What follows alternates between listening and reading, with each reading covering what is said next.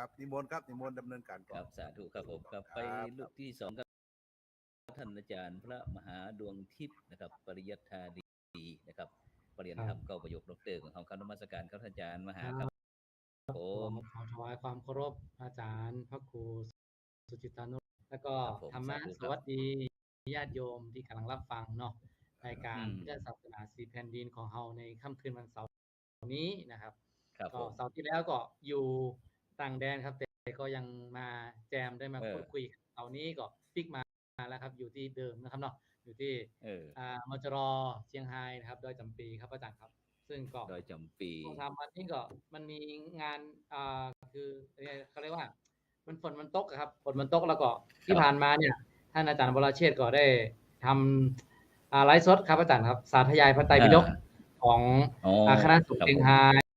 และวัดพระแก้วแล้วก็มจรเชียงไฮ้ครับ2วันพระอาจารย์ครับ11 12ที่ผ่านมาครับผมก่อนที่จะถึงวันอาสาฬหบูชาก็มีตึงวันพระอาจารย์ครับผมครับผมเป็นจะได้พ่อครับไอ้การที่เขาสั่งขยันพระไตรปิฎกแล้วเป็นจะได้ครับผมก็มีคนสนใจก็ค่อนข้างที่จะเยอะอยู่ครับอาจารย์ครับเพราะว่าเนื่องจากว่าเป็นปีแรกครับอาจารย์ปีแรกก็คนที่ยังบ่ค่อยเข้าใจว่าจะสาธยายจะได้แล้วก็บางคนก็คือปีนี้ก็สาธยายก็ใช้เขาเรียกว่าใช้เตมียสูตรนะครับเตมียสูตรห้องแล้วก็สุวรรณสามชาดกห้องแล้วก็เรื่องของภาระบัณฑิตสูตรครับอาจารย์คือซึ่งเวลามันน้อยครับตัวอย่างก็คือถ้าสวดมนต์เสร็จแล้วก็จะมีการเพราะว่าสาธยายเสร็จแล้วก็จะมีอธิบายครับโดยที่การอธิบายก็มีพระอาจารย์วินัยนะครับพระอาจารย์วินัย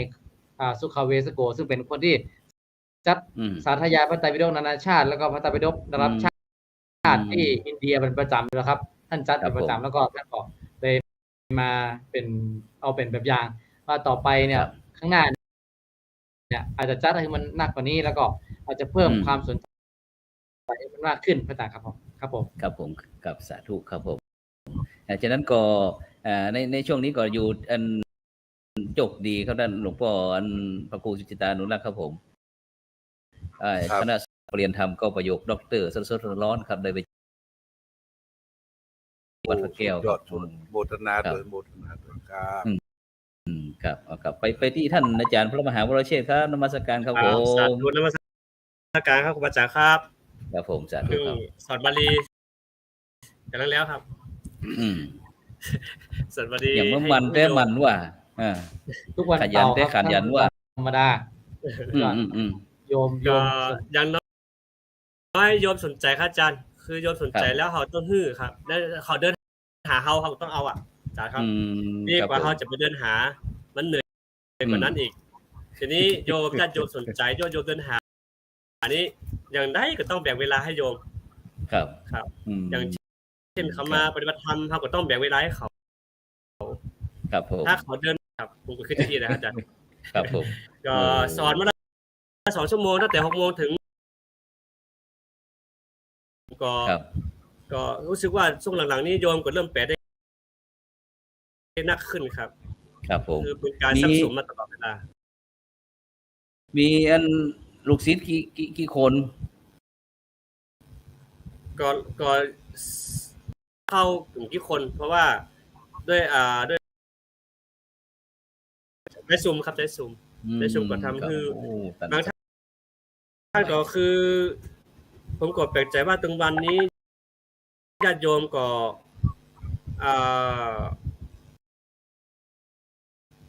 หันสนใจเรื่องการเรียนอภิธรรมเรื่องการบาลีนักขึ้นครับเพราะฉะนั้นเป็นการมองได้ว่าเป็นการกระตุ้นให้บรรดาภิกษุสงฆ์ของเฮาเนี่ยต้องเร่งรีบนิ่งเฉยได้แล้วแหละญาติโยมเพิ่นหูหมดแล้วตอนนี้ครับผมใช่ครับผมครับฉะนั้นก่อนไปที่หลวงพ่อนะครับพระครูสุจิตานุรักษ์เป็นจะได้ครับหลวงพ่อครับตอนนี้เฮาเข้าพรรษาวันนี้อันเป็นวันที่16นะหลวงพ่อครับแม่นก่อนหลวงพ่อเป็นวันนี้วันที่16เป็นวันอะไรอย่างนี้16เสาร์ที่16เป็นวันเสาร์วันนี้ครับปกติเขาว่ามันเป็นวันความหวังแห่งชาติกันหลวงพ่อหรือว่าจะได้คว กับวันเสาร์ ครับผม โอ้ก็อินดูสงสารเปิ้นว่าเวดาบางท่านบางคนก็ไปขูดต้นไม้บางคนก็ไปไหว้จอมปลวกบางคนก็ไปไหว้ต้นกล้วยออกนอกกลางกอเเนาะอาชีพที่เฮาเสาะมาหาได้เลี้ยงชีพตามอัตภาพบ่ต้องไปวิตกกังวลว่ามันจะมาตั้งลุ่มตั้งบนมันจะมาตั้งใดนะแม่นเสาะหามาได้หาเลี้ยงชีพตามอัตภาพเนี่ยจะดีคงจะเป็นบอกว่าพอใจตามมียินดีตามได้เนาะครับก็ตามที่อยู่ที่กินที่อาศัยเนี่ยสิ่งประเดี๋ยวนี้เขาก็มันหน้าฤดูฝนการกินปลาเลอะเนอะเห็ดหอนดาดอยเทพธิดาดอยกับน้องนางบรรณาแต่ว่านี่เขาเอานี่นะเขาเอาเห็ดโคนมาถวายที่พระเจ้าหลวงบนที่พระเจ้าหลวงบนมันมีเชื้ออยู่มันมีเชื้อมีเชื้อราอยู่นะทุกเจ้าเพิ่นก็เอาเชื้อราเนี่ยหว่านไปตามยถากรรมะมันจะออกมาได้บ่ออกมาได้ผลบอกว่าได้ผลเอามาออกมากิโลหนึ่งก็เป็นหลายร้อยบาทนะครับแต่มันเพาะยากเฮ็ดคนแล้วก็ช่วงเฮ็ดป่าตอนนี้ก็มีเฮ็ดไข่ห่านเฮ็ดคนเฮ็ดแดงเฮ็ดทอบต้องนี่ก็นะครับ แล้วก็เข้าพรรษาแล้วก็ผู้ซื้อว่าปีนี้ก็ญาติโยมสนใจที่แรกก็ตั้งอกตั้งใจจะไปนอนจองนองวัดกันแต่งผ้าโป้งผ้าห่มผ้าอย่างเรียบร้อยโอ้แม่อันนี้มาเนี่ยแมงโควิดอีเนาะแมงโควิดเข้าวิดนี่ปีกมาหลายอย่างแต่ในช่วงหลังนี่มันติดแล้วมันแบบเหมือนเนาะมันก็เป็นอย่างไรพยายามหลีกเลี่ยงกินฮ้อนช้อนกลางนะร่างมือเนาะล้างมือกินร้อนช้อนกลางล้างมืออย่าไปอยู่ใกล้ชิดกันอย่าไปอยู่ใกล้ชิดกันต้องระมัดระวังครับในนี้ก็จะเพิ่นขึ้นสีขาวก็จะไปเน้อไปเอียงเดี๋ยวมึงแป้ถามว่าไปยังแป้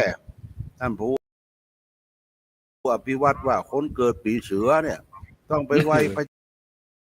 พระธาตุเจ้าแห่หลวงหลวงเปิ้งบนเมียนเนาะแม่นโบนเนาะวัดอินนะวัดอินทปัญญารามครับผมอินทปัญญารามเป็นชื่ออะไรอย่างนี้มาจากที่ไหนชื่อครูบาเป็นผู้สร้างวัดครับโอ้ครูบาสร้างวัดเนาะครับโอกาสน่าจะไปหูไม่มือแดงอย่างกันเนาะถ้าหูไม่มือบดแดงมันมีแห้งเตียวนะมันบ่แม่นนะถ้าหัวมือบดแดงนี่นะหัวไม่มือบดแดงบ่มีแห้งเตียวนี่ลาบแป้เด้อมันพูดแม่นครับแม่นครับอาจารย์ก็ไปที่ครับโอ้สวัสดีครับผมทักทายครับผมว่าผมมากับบัตรทันได้ยินว่าหลวงพ่อจอฝั่งหลวงพ่อเล่าอย่างแต่ได้ยินหลวงพ่อกินเฮ็ดขาห่านขาเหลืองแล้วใจละอันนี้น่าจะเป็นซีซั่น2นะหลวงพ่อเนาะเพราะว่ารอบแรกมันมาแล้วรอบนะ อันนี้เป็นซีซั่น2ที่เฮ็ดกำลังมาเฮ็ดทอบเฮ็ดฝนรู้สึกจะเริ่มซามาละน่าจะเฮ็ดซีซั่น2นี้น่าจะมานักลองพ่อครับน่าจะมานักอ่ะแต่ว่าประเดี๋ยวนี้อย่างหลวงพ่อว่ามันดีอย่างหนึ่งเฮ็ดทอบเฮ็ดโคนเฮ็ดขาห่านขาเหลืองเนี่ยไอ้มอแม่โจ้ศูนย์ทดลองไอ้พันธุ์พืชอะไรน่ะเพิ่นเอาหมักเพิ่นมีน้ำหมักเคยเอาไปหมดพื้นเก้าไม้อย่างเนี้ยเฮ็ดขึ้นเนี่ยประเดี๋ยวนี้เพิ่นมีเชื้อเพราะว่าอย่างหลวงพ่อว่านะเฮ็ดบางป่าบางที่โดยเฉพาะบ้านผมเพิ่นฮ้องว่าป่าแพะเนาะหลวงพ่อเนาะป่าแพะคนรุ่นใหม่หาว่าอ๋อเมื่อก่อนนี้เป็นแพะหากินเนี่ยผมว่าไปเลยแล้วก็คนรุ่นใหม่ผมรู้จักคำว่าป่าแพะใช่ป่ะป่าแพะเป็นป่าโปร่งจะออกพวกคิดนะอย่างบ้านแพะดินดำแพะดินแดงหาว่าแปรแพะเป็นสัตว์ไปเนี่ยจริงๆแพะนี่แต่ว่าป่าโล่งเนาะว่าเนาะนี่ป่าเหียงป่าตึงเนาะป่าตึงนี่ไม้ตึงจะนักแต่ว่าเห็ดป่าตึงนี่ตัวมากจะเป็นป่าที่ค่อนข้างจะเป็นป่ามาหินนะทางบ้านผมนะครับเป็นป่ามาหินบริจิตจอดในหนึ่งแค่นะมาหินบริจิตจอดในหนึ่งป่าตึงแต่ป่าแพะเนี่ยเป็นป่าดินล้วนก็มีอาจารย์กุลวิทย์อันพี่น้องอันป่าไม้ห้วยน้ำจางนี่นะเปิ้นไซโยโหร้องว่าฝนตกมาแล้วเนอะหมู่เฮานี่ดอก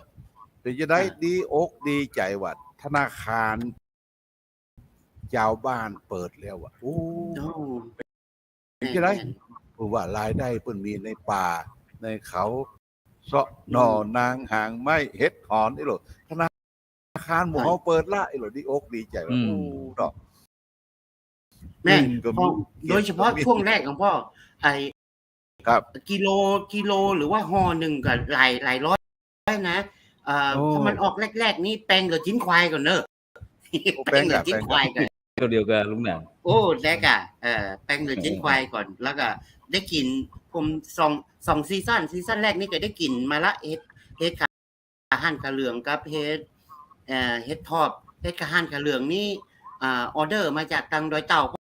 พ่อมาจากแม่เสลียงพ่องนะครับมารอบนี้ก็มาจากแม่เสลียงเหมือนกันก็โอเคแต่ดอยเต่าแต่ช่วงนี้ก็บอกค่อยได้มีเหตุจากที่ไหนนอกจากมาจากดอยหลวงดอยที่เป็นพี่น้องกะเหรี่ยงอ่ะครับเพิ่นอยู่ภาคดอยวันตกของน้ำปิงอ่ะครับดอยหลวงแนวเดียวกับพระธาตุดอยเกิ้งอ่ะครับแล้วจะมีอยู่ในเขตอำเภอดอยเต่าแห่งพัดเดียวลงแต่ว่ามันขึ้นกับอำเภอดอยเต่าครับหลวงพ่อขึ้นกับอำเภอดอยเต่ามี6หมู่บ้านเรื่องเฮ็ดครับเรื่องเฮ็ดเอาไว้ตัวอีก่อนเนาะเอาเรื่องเข้าภาษาก่อนเข้าภาษาเข้าพรรษาในกิจกรรมไปทำอย่างที่เดี๋ยวขอซ้ำอันเกี่ยวกับอันที่วิทยุคลื่นสีขาวเนาะที่เกี่ยวกับว่าอันวันพรุ่งนี้กิจกรรมวันพรุ่งนี้ที่เปิ้นจะเดินทางมาที่เมืองแป้นะครับซึ่งก็มีท่านอาจารย์พระครูทำบุญถวายเตียนเข้าพรรษาจังหวัดแป้นะครับซึ่งกำหนดการเปิ้นก็เป็นวันอาทิตย์ที่17กรกฎาคม2565นะครับเปิ้นออกเดินทางจากเชียงใหม่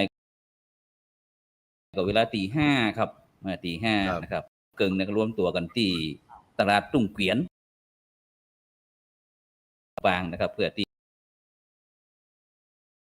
นะครับแล้วก็ฮับเบอร์ติดรถแต่ละกันตัวเพิ่นว่านะครับเวลา 7:00 นนะครับก็จะออกเดินทางไปที่จากที่ลำปางนะครับไปมุ่งตรงไปที่วัดพระธาตุเจ้าแฮนะครับจังหวัดแพร่เวลาก็ประมาณ 9:00 นนะครับถึงวัดพระธาตุเจ้าแฮติดรถกันติดตกค้างเพิ่นว่านะครับแล้วจัดขบวนเดินทางพร้อมกันนะครับเวลา 10:00 นนะครับหลังจากนั้นก็เดินทางไปตั้งวัดอินทปัญญารามนะครับวัดบ้านกองฝ่ายนะครับตำบลบ้านปินคลองจังหวัดแพร่นะครับ เวลา 11:30 น.ก็ถวายพระทหารเพลนะครับแก่พระสงฆ์แล้วก็เวลาประมาณ12เที่ยงถึงบ่ายโมงนะครับก็จะร่วมกันทำบุญนะครับถวายเทียนนะครับแล้วก็เวลา 13:00 น.นี่ก็จะประกอบพิธีถวายเทียนนะครับเวลา 14:00 น.หรือว่าบ่าย 2 โมงนะครับก็จะเดินทางกลับโดยสวัสดิ์หลงกับคนครับเองมีการหักค่าใช้จ่ายคือคณะสถานตั๋วนะครับยาประจำตัวหน้ากากอนามัยเจลล้างมือนะครับแล้วก็ห่อเข้าอาหารเป็นเองเด้อคุณว่าหากมีข้อสงสัยจะได้ก็สอบถามได้ที่ท่านอาจารย์พระครูอภิวัฒนวิกรมนะครับผู้ประสานงานก็099นะครับ83ตั้งถือโอกาสนะครับถวายพระทหารเพลโดยนะครับคณะสัทธาญาติโยมมันก็มีหนุ่มเซนพ่องก็ได้บอกคณะสัทธาว่าจะโยมว่าเรื่องเสาหาหน่อไม้เสาหาอย่างที่ปอนี่มาขายให้ที่บ่ฮู้ว่าจะประมาณเท่าไหร่นะครับตอนนี้ก็บ่ฮู้ว่าจะประมาณเท่าใดนะครับอาจารย์พระครูเป็นทัวร์ที่เป็นคณะบุญเป็นเขาเรียกว่าอะไรอสังไขยะไม่สามารถนับได้สังไขยะระยะทางจากที่ยังไงกันก็ประมาณสัก40 กิโลครับก็ครับโอ้บ่ไกล40 กิโลบ่ไกลครับบ่ไกลเพราะว่าต่างที่อำเภอรองนี้ก็จะเป็นต่างที่ลัดนะครับจากที่สี่แยกแม่แขมไปก็จะมุ่งตรงไปที่ไอ้พระธาตุเจ้าแฮนะครับเสร็จแล้วก็ตีกลับมาก็บ่ไก่เข้ามากินข้าวตอนที่เมืองแป้ในเปิ้นจะมีชื่อเรื่องขนมเส้นน้ำย้อยเนาะน้ำย้อยนี่เปิ้นยังบอกว่าน้ำลายย้อยน้ำกาน้ำเต้ยย้อยกันอย่างไรแล้วก็เช่นน้ำย้อยน้ำเต้ยน้ำย้อยเต้ยย้อยกันมันที่มาที่ไปอาจารย์พระครูครับทำไมต้องเรียกว่าขนมเส้นน้ำย้อยน้ำยศเนี่ยเวลาเปิ้นผสมแป้งเสร็จเรียบร้อยแล้วเปิ้นก็จะมีที่หัวสำหรับที่จะพ่นคล้ายกับบัวแล้วมันก็ย้อยลงนี่น่ะน้ำย้อยก็คือขนมเส้นนั่นแหละขนมเส้นก็คือน้ำย้อยก็คือขนมเส้นนั่นแหละผมเข้าใจว่ากินแล้วมันเผ็ดแซ่บจนน้ำลายย้อยน่ะโอเคครับเมื่อกี้หลวงพ่อพระครูเมืองฝางบอกว่ามันไปไหว้พระธาตุปีเกิดเนี่ยจริงๆแล้วคนหน้าแปลกเนาะคนที่เป็นแต่งวรรณกรรมเกี่ยวกับเรื่องการไปไหว้จุพระธาตุปีเกิดน่ะโดยเอาพื้นที่ทางภาคเหนือแล้วก็รวมไปถึงพื้นที่ทางภาคพม่าเข้ามาเป็นเส้นทางจุนะครับหลังภาคลองเซ้าอ่านแล้วน่ะมันก็จะมีเนี่ยความเชื่อในภาคเหนือเรานี่แหละว่าคนเรามาเกิดปฏิสนธิแล้วนอกจากจะมีปีเกิดแล้วเนี่ยในพระธาตุปีเกิดเขายังไปจุพระธาตุนั้นพระธาตุนี้เนี่ยมันเป็นจิตใจให้คนเราว่าอย่างน้อยครั้งหนึ่งในชีวิตอย่างผมเนี่ยผมเกิดปีม้าเกตแก้วจุฬามณีตู้ปุ้นดูดาวดึงวะน่ะต้องขี่ยานอวกาศไปแล้วก็ยานอวกาศไปแล้วก็มันช่วงนี้เงินมามีไปไหว้ได้ที่วัดพระธาตุจุฬามณีที่วัดเกตกาลามแล้วพอเดียวนี้กับเพื่อใส่มีข้อมูลมาใหม่ว่าอุ้ยพระธาตุเกตแก้วต้องไปที่ไม่รู้ว่าแต่ว่าน้องนั้นน่าจะเป็นคำ ทางมันจะเป็นความเชื่อหรือครับแต่ล้านนาก็มีแต่แถบพม่าเพราะว่าภาคกลางภาคใต้ภาคอีสานก็บ่มีนะแต่มันมีอีสานมันมีแต่พระธาตุพนมที่เขาว่าเป็นแม่นเกิดอย่างแม่นมีพระธาตุพนมสุดยอดเลยพระธาตุพนมเนี่ยปราชญ์ล้านนาเขาก็เอาไปพ่วงไปต้องไปไหว้พระธาตุพนมด้วยก็ต้องถือว่าพระธาตุพนมน่าจะในอันนี้การจุพระธาตุหรือการติดต่อสื่อสารระหว่างความเชื่อระหว่างพระธาตุเนี่ยมันน่าจะมีการเคลื่อนย้ายไปถึงพระนครพนมด้วยเพราะว่าคนลำปางคนทางเหนือเฮาเมื่อก่อนมันมีการอพยพเคลื่อนย้ายเลาะแม่น้ำโขงไปทางพุ้นน่ะผมคิดนะอันนี้นอกส่วนขึ้นทางพม่านั้นโอเคอยู่แล้วเนาะเพราะเราเดินทางขึ้นทางนี้อยู่แล้วเพราะพม่าสมัยก่อนเพิ่นถือว่าเป็นประเทศที่รุ่งเรืองเป็นแหล่งสภาวิชาการน่ะเพิ่นรับศาสนามาจากศรีลังกาอย่างเงี้ยเฮาก็โดยเฉพาะทางเหนือเฮาก็รับศาสนามาจากพระจุปีเกิดแล้วรู้สึกที่เจียงตุงมันจะมีอาจารย์ท่านมหาอาจารย์พระจอมคำหลวงเนี่ยซึ่งแตกต่างจากเชียงใหม่เฮาอยู่นอกเชียงตุงนะครับใช่ๆก็เป็นคนละตำรากันมีเปิ้งเช่นปึ้งเสือปึ้งม้าเอาปึ้งจ้างไอ้นี่มันก็จะมีของเขางูอย่างงี้เนาะคือในมันก็จะมีแบบอะไรเพราะว่าผมบ่ได้ศึกษาด้านนี้โดยตรงเนาะครับคืออย่างพระธาตุหลวงสำคัญเนี่ยครับผมอาจารย์ครับมันก็มันยังพระธาตุหลวงคำนี้ก็ยังว่าถือว่าเป็นปึ้งอย่างก็ยังบอกฮู้นะครับอาจารย์มันยังบ่มีในตำราครับผมอันทางโบราณเนี่ยปราชญ์โบราณ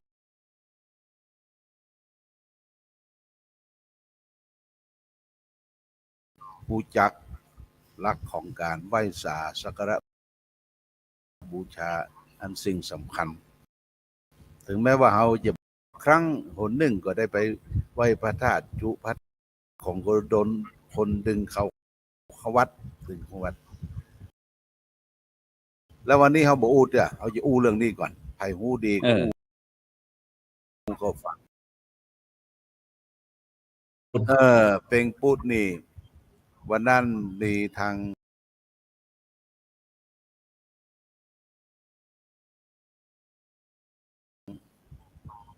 เมืองฝางเนี่ยเพื่อจะทำเป็นเพื่อจะมาเป็นประธานพากันรวมตัวกันในอำเภอหน่วยงานต่างๆตักบาตรกลางคืนเป็นปุดแล้วก็เป็นคุณเป็นปุดวาอาจารย์ท่านมหาเนี่ยก็จะได้สาวเรื่องสาวราว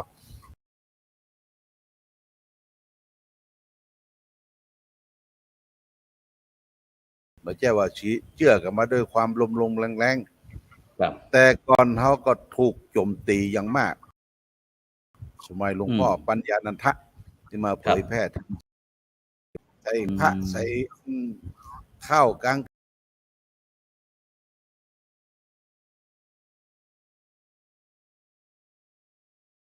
คืนเที่ยงคืนเนี่ยไม่มีในพระไตรปิฎกก็ไม่มีการถวายแต่ว่าแรงศรัทธาความเชื่อโบราณการสืบสานมาเนี่ยกระจ่างแจ้งว่าพระตักบาตรเป็นปุตพระอุปคุตเนี่ยมันมาจากไหนเอาท่านอาจารย์มหานานก่อน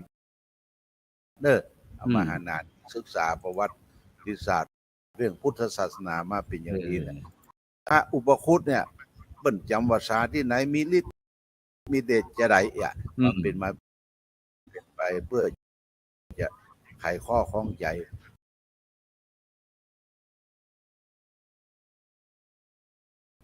ไปก็นิยมกับไปตักบาตรเป็นปุต ป ปุ๊ ฏิ บ บัติเป้งนิมนต์ท่านอาจารย์มหา ครับจากจากศรีลังกาจากพม่าแล้วศาสนาส่วนหนึ่งที่มาจากทางเหนือ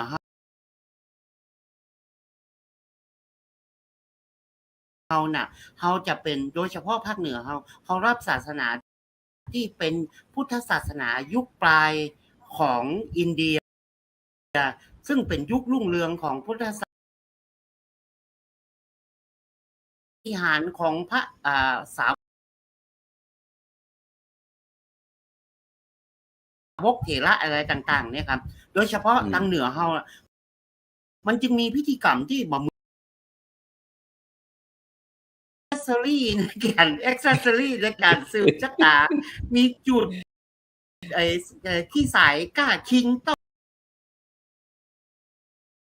เขาเรียกว่าสุวรรณภูมิแต่เขารับผ่าน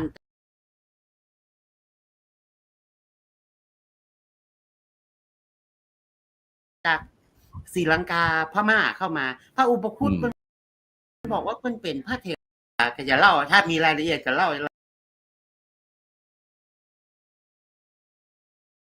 ยละเอียดหลวงพ่อพระอุปคุตเถระเพิ่นเป็นพระเถระที่มีคือทะเลแล้วก็วันที่เพิ่น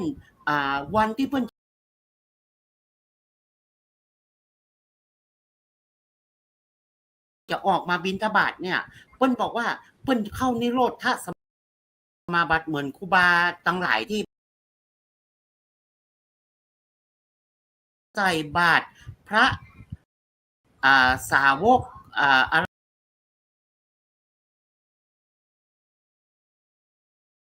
รหันตเถระที่ออกจากนิโรธกรรม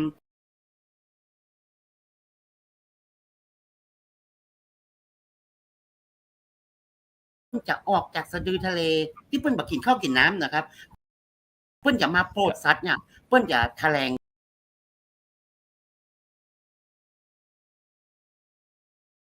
บอกว่าออกมาหลังเที่ยงคืนแล้วเพิ่นก็จะมาใครที่มีโอกาสมีบุญบารมีด้วยบุญที่ได้ใส่บาตรพระที่ออกจากนิโรธพ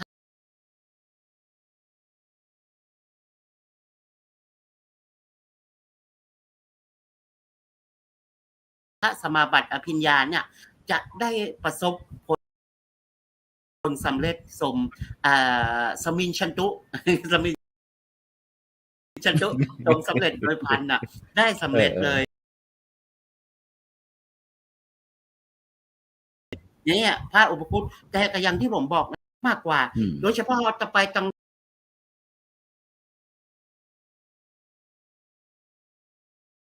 พม่าตังอย่างนี้เขาจะหันตำร้านเพื่อจะเอาพระอุปคุต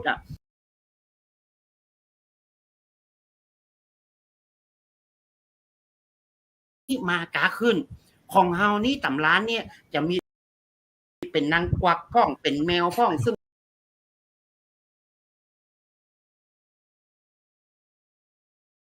เพราะว่าเขาจะไปนิมนต์พระอุปคุตไปสมมุติว่าไปนิมนต์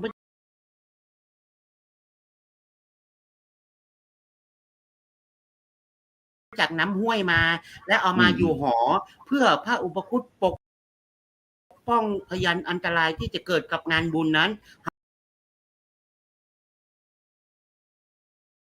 เราก็จะมีหอพระอุปคุตเสร็จงาน3 วัน 7 วันก็จะแห่พระอุปคุตเอาไปส่งที่แม่น้ำเอาอุปคุตตั้งอยู่ในร้านค้า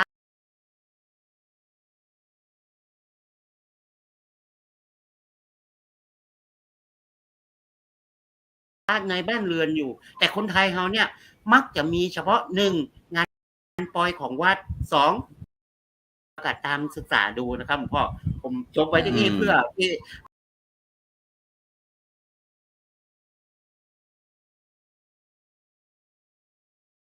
หลวงพ่อครูบาอาจารย์มีข้อมูลอื่นบางทีผมอาจจะไป ไปถึงข้อมูลนั้นเดี๋ยวนิมนต์ท่านอาจารย์มหาดวงทิพย์ตั้งนี่พระอุปคุตมีครับแต่ว่าเป็งพุทธนี่ยังบ่เคยหันนะครับเพราะว่า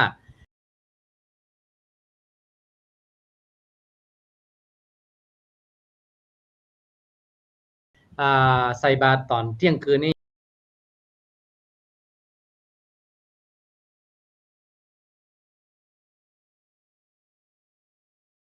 มีอย่างก่อนคือนิมนต์นะเพราะว่าเขาเชื่อว่าจริงตรงนี้เขาเชื่อว่าอุปคุตเนี่ยมันมีเขาว่า4ตนเนี่ยเนาะ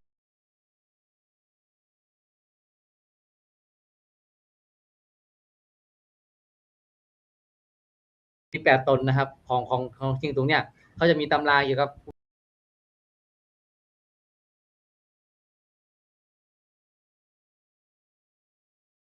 อุปคุตนี่คืออยู่ในน้ำนะครับอยู่ในน้ำแล้วก็เวลาหากทำบุญอันนี้ขอนิมนต์พระอุปคุตมารับ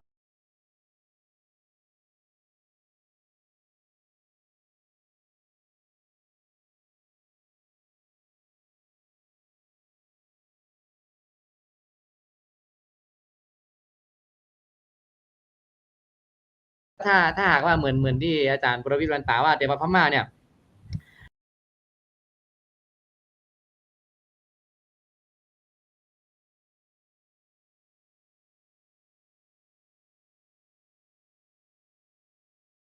ว่าเอาไว้ที่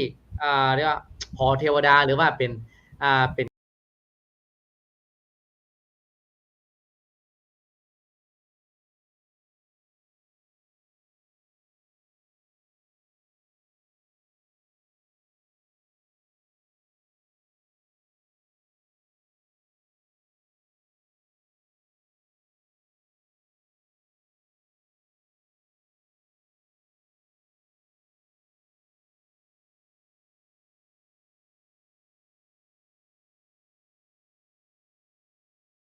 นะครับอันนี้คือ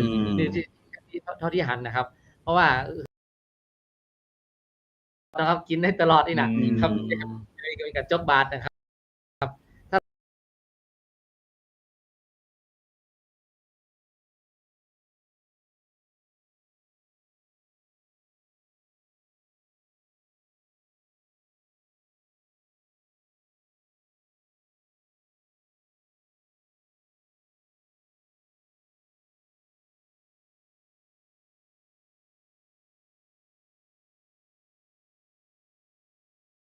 ไหว้เทพทันใจ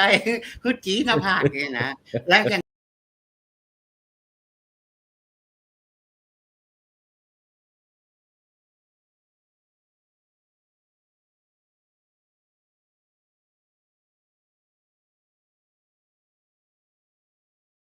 ว่าครับพระอุปคุตเพิ่นมีฤทธิ์ขนาดว่าเพิ่นบิณฑบาตแล้ว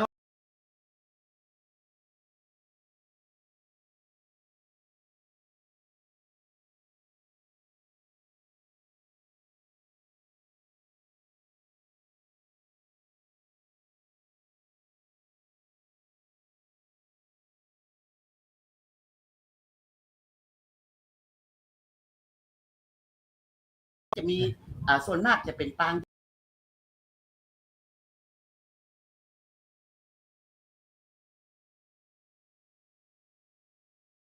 เงยหน้าขนาดพระอาทิตย์ยังยอมหยุดอยู่อันฉะนั้นเพิ่น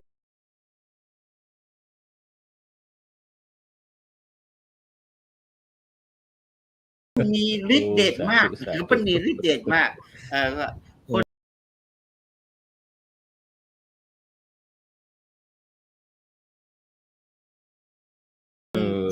อย่างที่อาจารย์มหาว่านะครับคนเจียงตุงเนี่ยเพิ่นนับถือ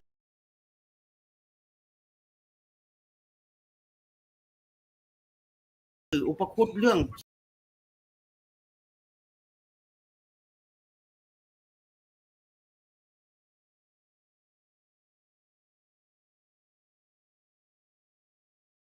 ที่เป็นเครื่องบำรุงใจฟู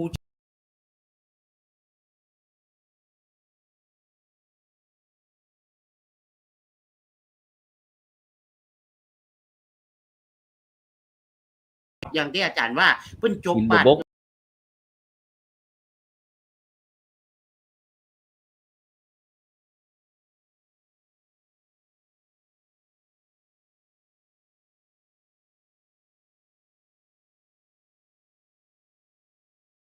ได้ทำบุญสืบสานเป็นความ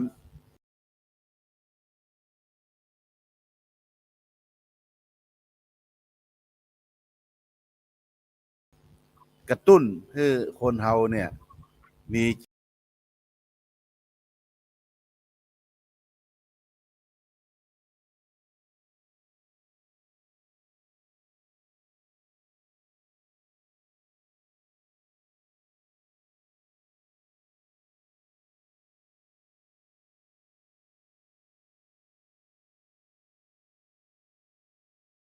พ้อยนะ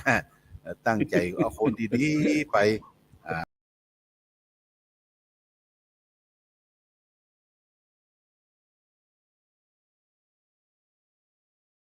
แล้วต่อสุดท้ายก็เอาไปส่ง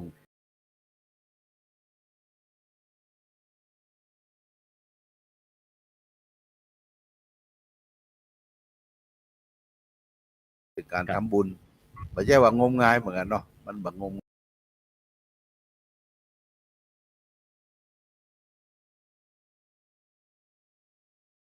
งายเท่าที่แต่ว่ามันผิดเวลาก็อย่างที่ว่าท่านอาจาร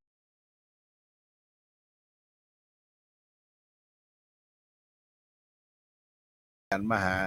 บอกกี่ว่ามันก็ต้องแงนดูพระอาทิตย์อยู่ตลอดเวลา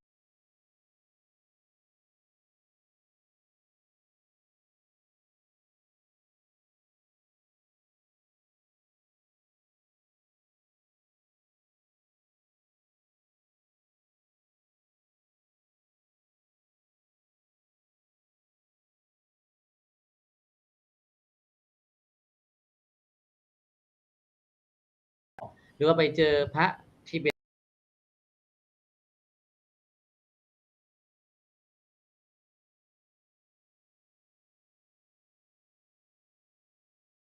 สลากแล้วไปจับไอ้เนน้อยเนาะไปตัวกับเป็นพระหลวง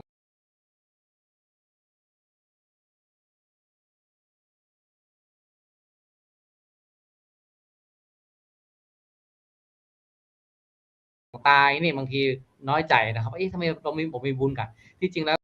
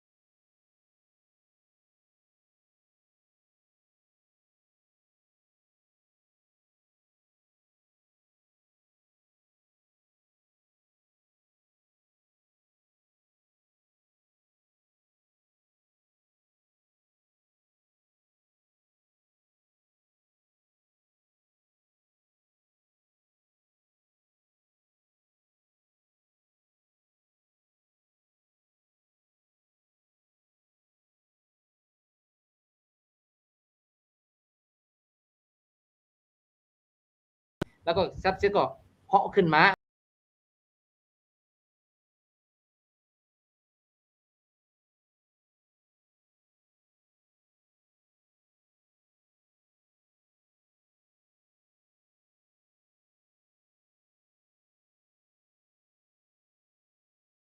หายปุ๊บก็ไปไอ้คนไปตามกับบ่หันก็เลยบอกว่าโอ้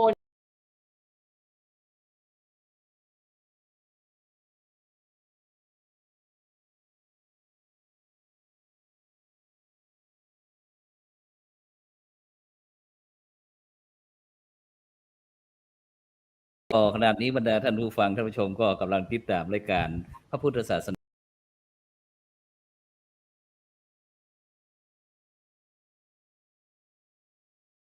นาสี่แผ่นดินนะซึ่ง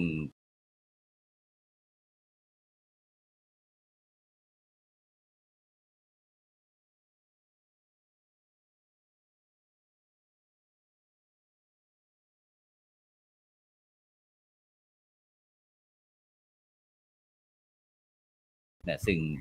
ก็กับผมธรรมภาพพระครูโสพลปริยัติก่อพร้อมถึงคณะ